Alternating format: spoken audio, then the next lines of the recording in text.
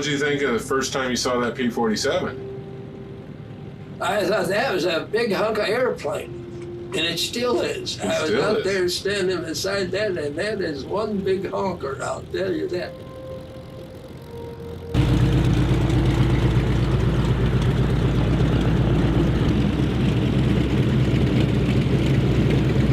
But you know, it was a very good plane for what we did.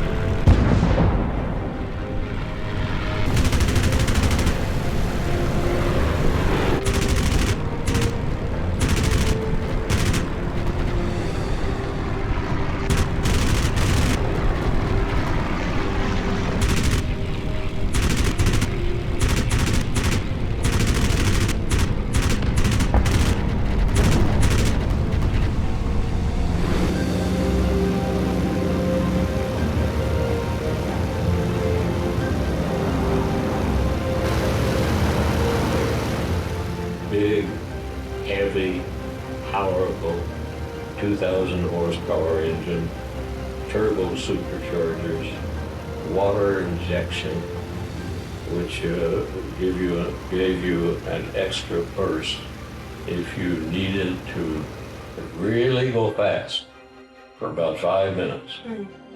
In P-47 V5s and subsequent models, the water injection system gives war emergency power for limited periods.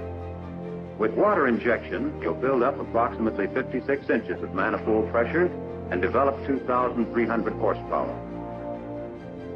Say water injection for emergency. You turned on this water injection and it would really speed you up. If you had somebody on your tail or you were trying to catch somebody, well, that was the way to do it.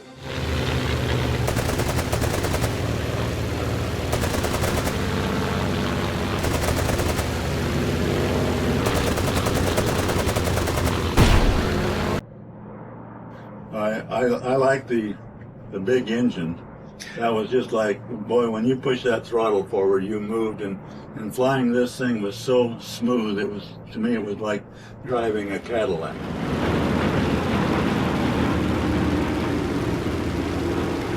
When I got into 9th Air Force 19 TAC over there, which was all low-level flying and a plane that was designed for high-level escorting. But the P-47, you could never have gotten a better plane for that mission than the P-47. Mm-hmm. It was an absolute wonder.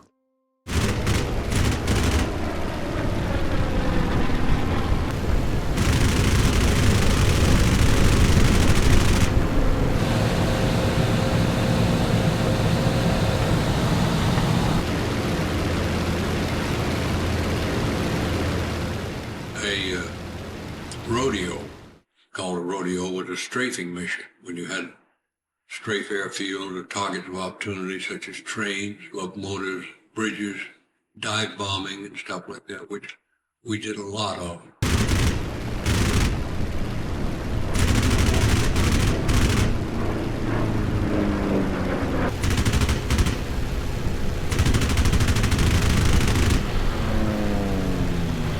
We had 8 50 calibers, those P-47s, and when you hit something at 1,000 feet with 8 of those, it blew up. I don't care what it was. You could blow a bridge up with it. So if you fire concentrate in one spot, fantastic.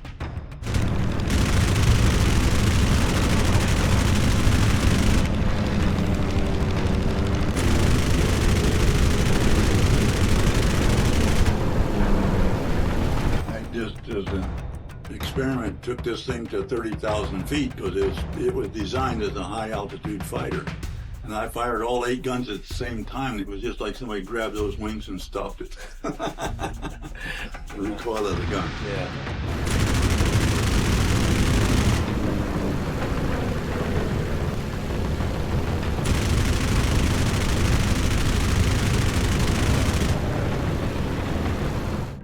what give them the whole 9 yards means? I have just learned this the other day, that we had 9 yards of ammunition in each gun in the wing. And so when they say give them the whole 9 yards, they just hold the trigger down and let it go. And that's the whole 9 yards on this belt of 50 caliber bullets.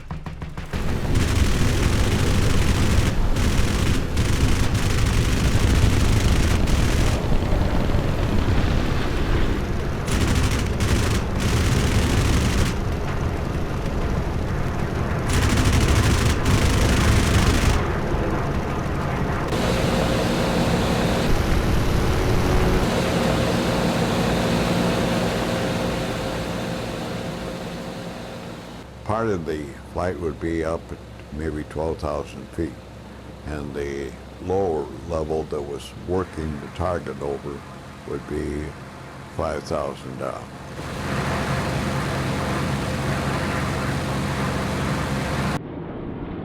Leader section, red section, black section. Formation flying, a game of follow the leader, the squadron leader. He navigates, makes the decisions. Doesn't tell you what to do, does it? You follow. Wingtip to wingtip. He turns, you turn. He climbs, you climb. You didn't see what you should be seeing and all. You know, you were concentrating so hard on flying the wing, you know, of another person, that you still hadn't learned to fly formation and look around and, you know, see where the ack is on the ground, and because they shot at us constantly, you know.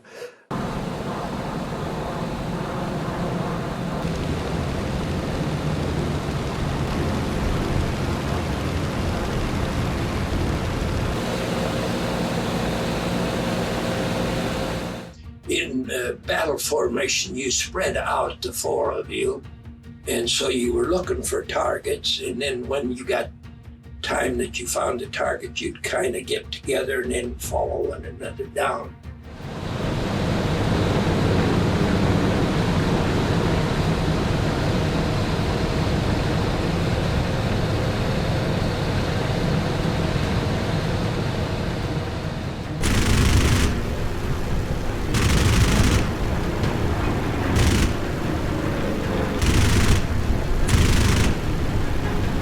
When you were a wingman, you protected the tail of the one you were assigned to.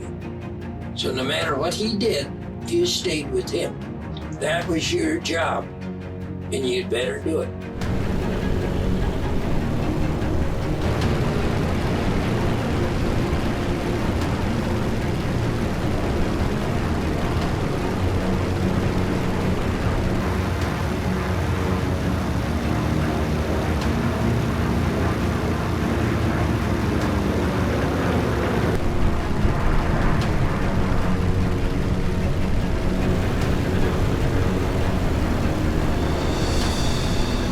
The Germans were good shooters. So anytime you flew, you always flew like this, you know. So they couldn't, because if they really got on you, you were dead. You were gone.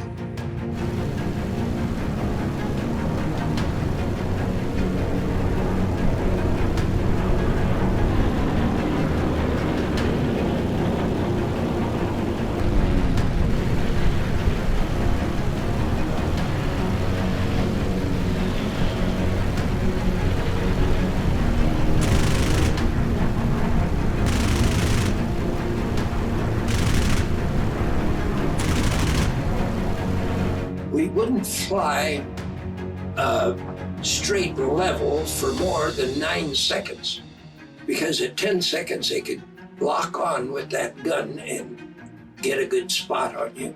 So we would tend to zag and zig and change altitude.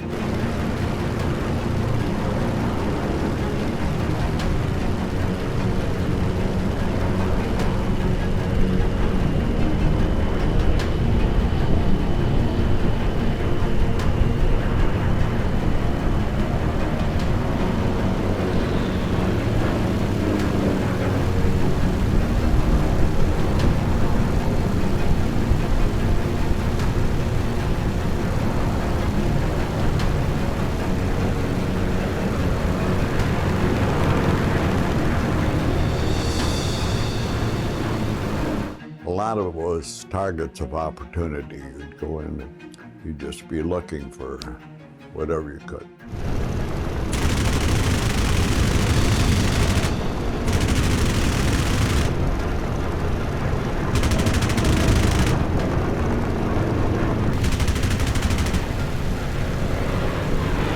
I never fired on an enemy airplane, but I shot hell out of a lot of them on the ground.